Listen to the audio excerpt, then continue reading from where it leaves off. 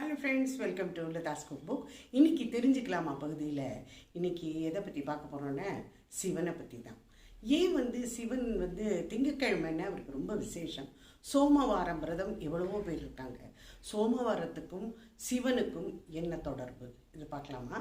சோமவாரத்தன்னைக்கு தான் பார்க்கடல்லேருந்து இந்த மந்தனம் செய்யும்பொழுது அந்த சோமரசத்தை சிவன் குடிச்சிட்டாராம். அது சிவன் அதை அன்னைக்கு குடிச்சிட்டு ரொம்ப மகிழ்ச்சியில் தெளிச்சுட்டு இருந்தாராம்.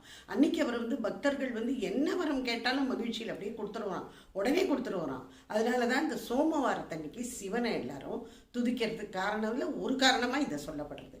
இன்னொன்று என்னன்னு பார்க்கலாமா? சோமவாரத்தன்னைக்கு தான் சந்திரன் சிவனை நினச்சி போய் பூஜை பண்ணினாராம். சிவன்கிட்ட போய் வேண்டி நின்னாராம். என்னத்துக்கு அப்படின்னாக்க தக்ஷன் தன்னோட 27 மகள்களை சந்திரனுக்கு கல்யாணம் பண்ணி வச்சாராம்.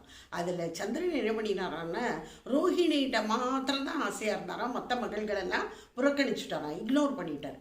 அதனால தக்ஷனுக்கு கோபம் சாபம் விட்டாராம். நீ அழிஞ்சு போயிடுவே, நீ இந்த உடலே உனக்கு இருக்காது, இனிமேல் அழிஞ்சு விடுவேன்னு. உடனே அவர் அழுதுண்டே கண்ணீரும் கம்பலையுமா சிவன்கிட்ட ஓடி போய் சிவனை தியானம் பண்ணி சிவன்கிட்ட போய் தஞ்சம் அடைஞ்சாராம். உடனே பரமசிவன் சொன்னாராம், தட்சன் கொடுத்த சாபத்துலேருந்து உன்னை விடுவிக்க முடியாது, அது கண்டிப்பாக இருக்கும். ஆனால் ஒன்று வேணால் நான் பண்ணுறேன். 15 நாளைக்கு நீ வளர்ந்துட்டுருப்ப, 15 நாளைக்கு நீ மொள்ளமாக அழிஞ்சிட்டு வருவ அப்படின்னு சொல்கிறதுனால தான் இன்றைக்கும் நம்ம இந்த அமாவாசை பார்க்குறோம். கிருஷ்ணபட்சம், சுக்லபட்சம், இதெல்லாம் இதுக்கு பின்னாடி ஒரு பெரிய ஸ்டோரியே இருக்குது.